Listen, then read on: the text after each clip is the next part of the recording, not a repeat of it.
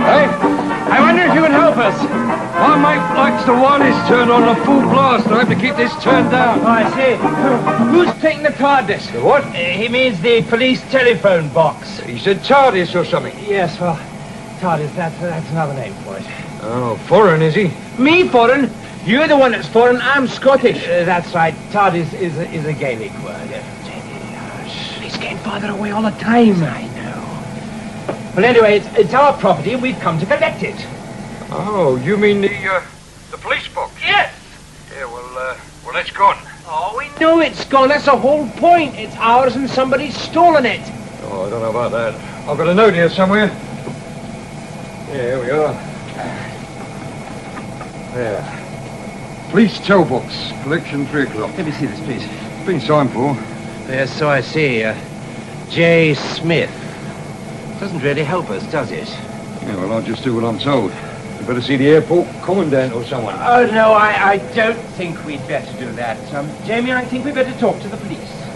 Of course, I do know the name of the firm who picked it up. You do? Yeah. Firm name of Leatherman. Leatherman, and thank you very much. You'll be hearing Just a minute. Now, what street did it? Don't.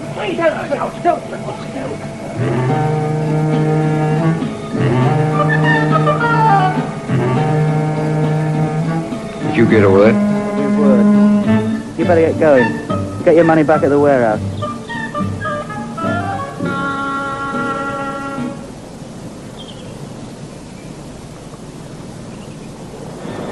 We should have followed that clue he gave us. Perhaps.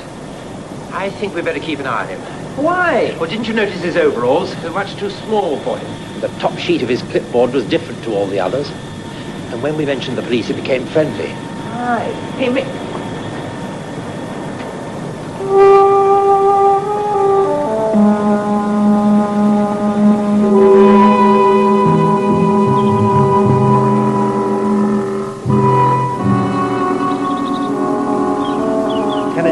Kennedy to base, do you read me?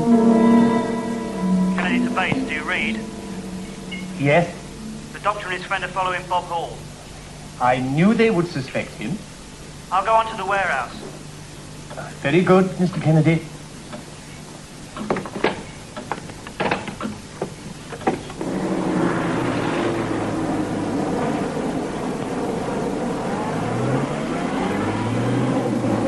that's him. There he goes. No. For hire, eh? Follow that car.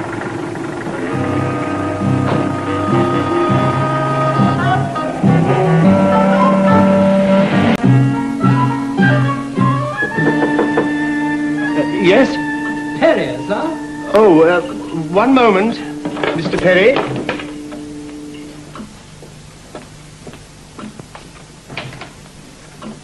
It's here, sir. Good.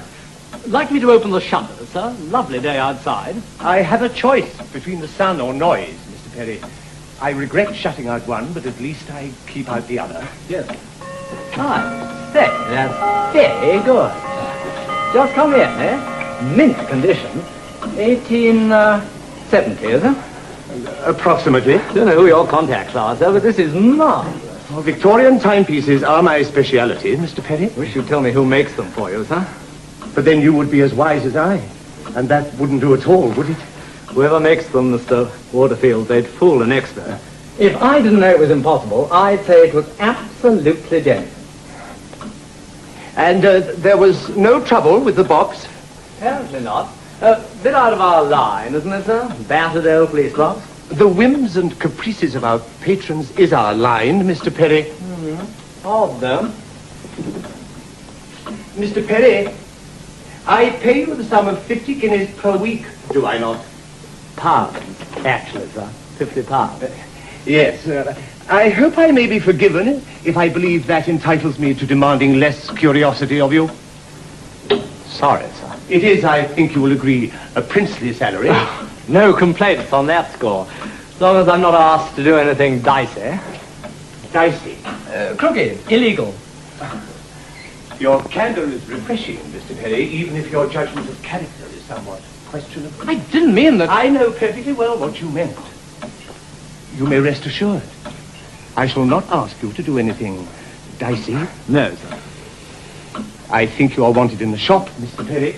And the telephone box, sir. What do we do with it? Do? We do nothing. Oh. Right. Nothing except wait.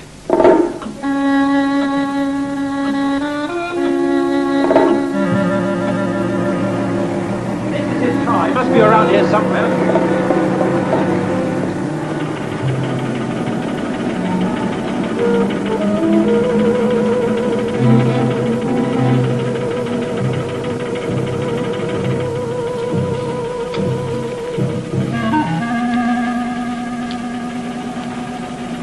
You're sure you weren't followed?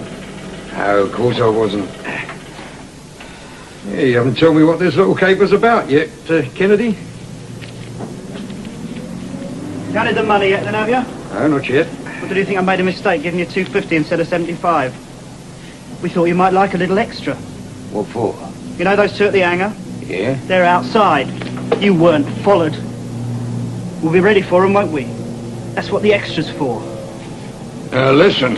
You're on one side of the door, me on the other. Right? Straight over their heads. They won't even know what hit them. Not me, mate. It's a bit late to argue, isn't it? They're outside. Now listen, I'm not getting mixed up in no kidnapping, and that's flat.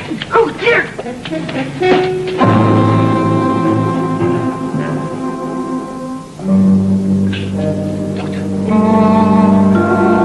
Well, have you tried the door?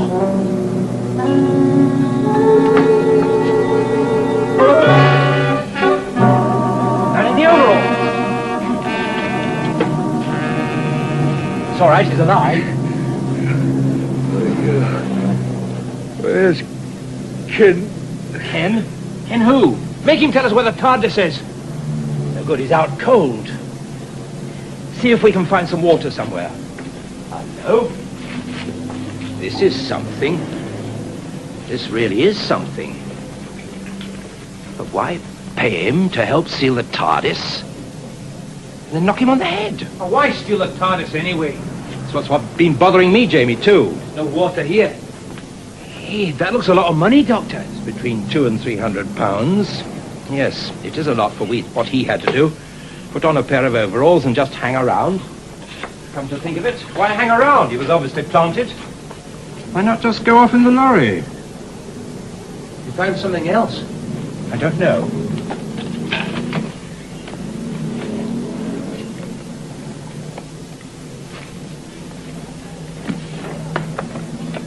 Yes. This man rolled his own cigarettes. So these must belong to somebody else. That's a fair assumption. What's that? It's all right. It's only a train. A what? Well, it's a train. There are carriages, and they go on wheels, on rails, and they're drawn by a stick. Hey! Come back!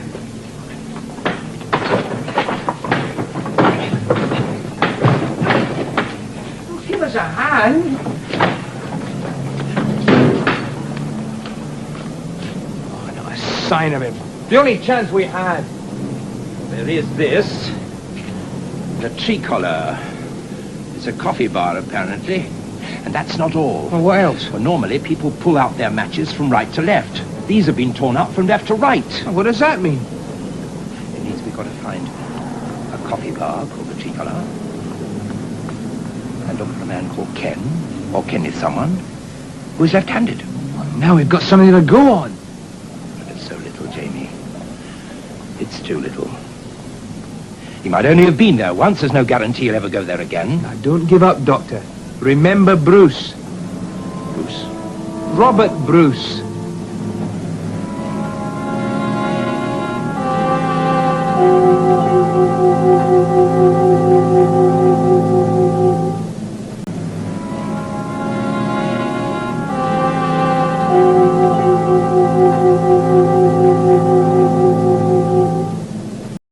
Look, And they were not aware that you were watching. No, they were too busy trying to work it all out. Good.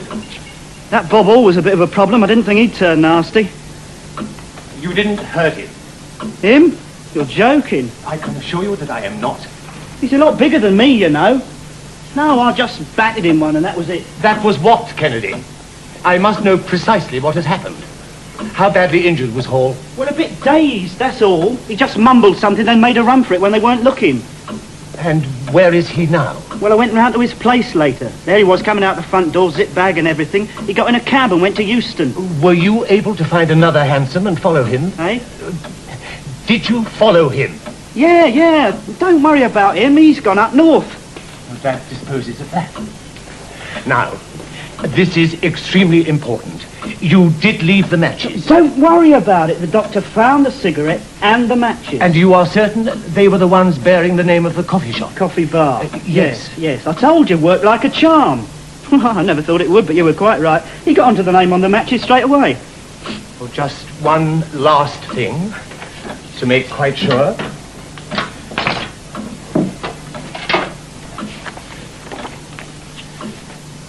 Now, you are certain that these are the people that you saw? That's them. Yeah, definite. Right. Well, I shall want you to keep out of sight. You better stay in the house. And on no account are you to talk to Mr. Perry about any of this. Okay. Okay. What does that mean? What? Yes. I know my attitude may appear strange to you on occasions, Kennedy. If you want to play the part of the Victorian grandfather, that's all right by me. It must be a pretty good gimmick. You pay me well enough. It helps to sell to our customers. Yeah, sure. Yeah. You've never told me what it is exactly you've got against this doctor and his friend. Some kind of vendetta or something? Explanations are not part of our arrangement. Oh, I just wondered. Imagination is a virtue, but it can become a vice. Mind my own business, yeah. I get the message. Ask Mr. Perry to come and see me, will you please?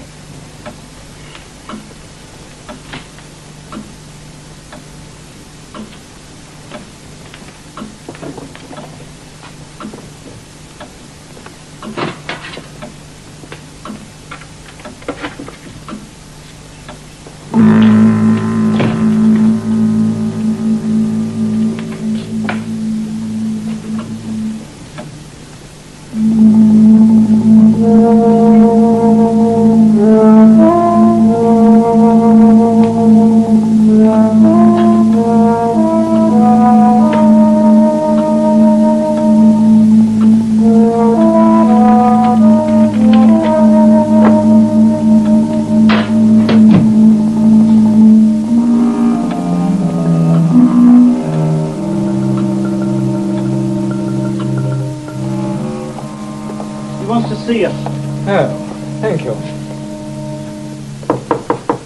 Who is it? Perry, sir. One moment.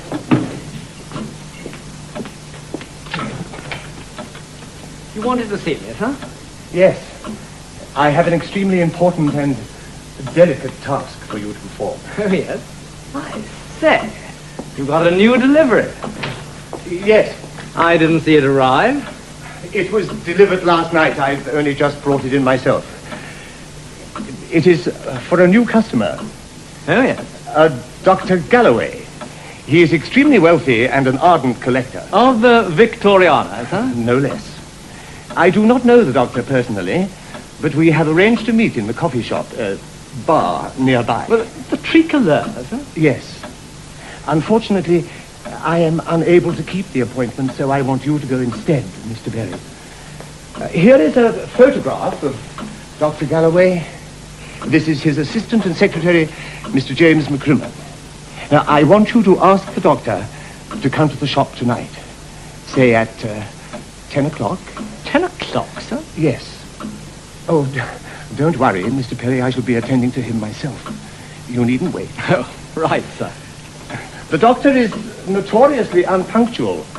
I fear you may have a long and tedious wait. I shall find him, sir. Do you want me to go now? If you please, Right. Mr. Perry.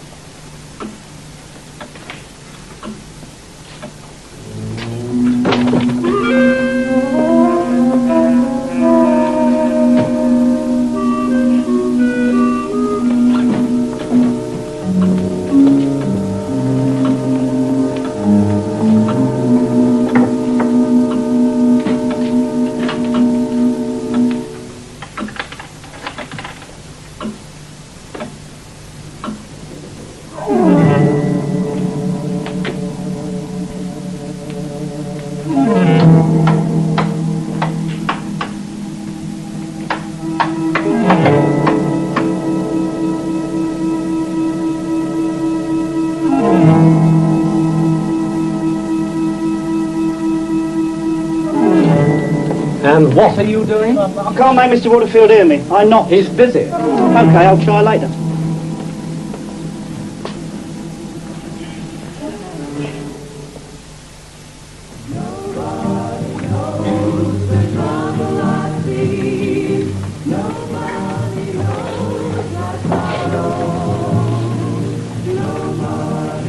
Don't look so depressed, Doctor. If only we knew what he looked like, Jamie. Well, ask one of the lasses in a moment when things get quieter.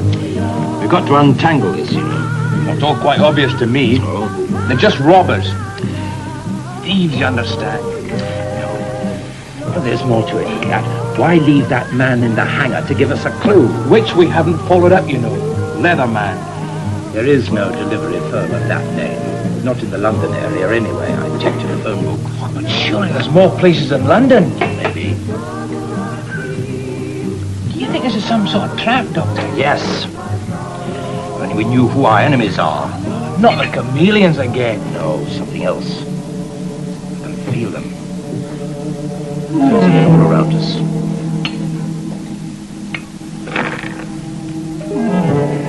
I've done everything that you've asked of me. Isn't that enough? Now you must tell me the truth. Did you hear the truth? But you must tell me. I demand. I'm talking to you. Come back!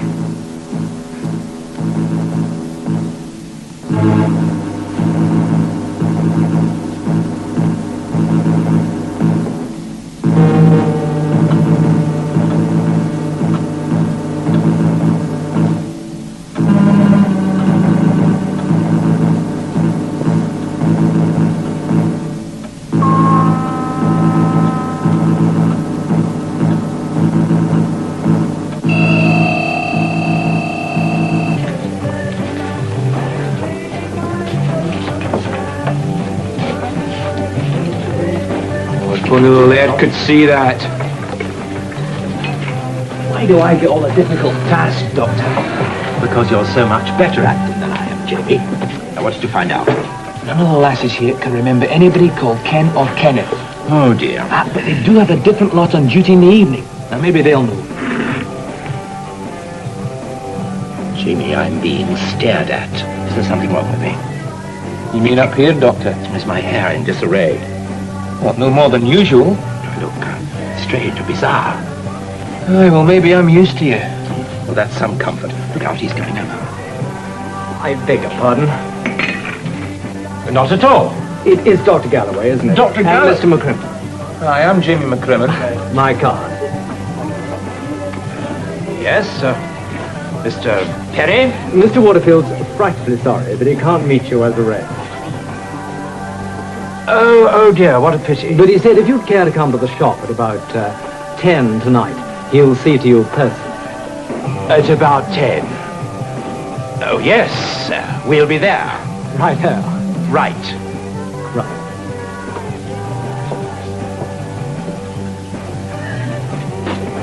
Edward Waterfield.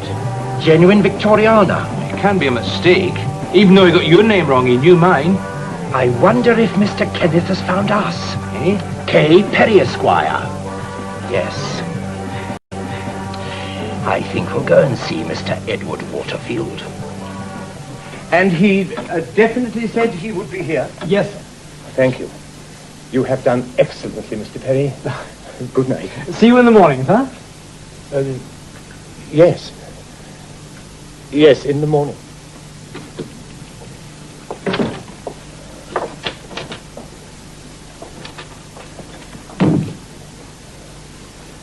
Kennedy! Kennedy!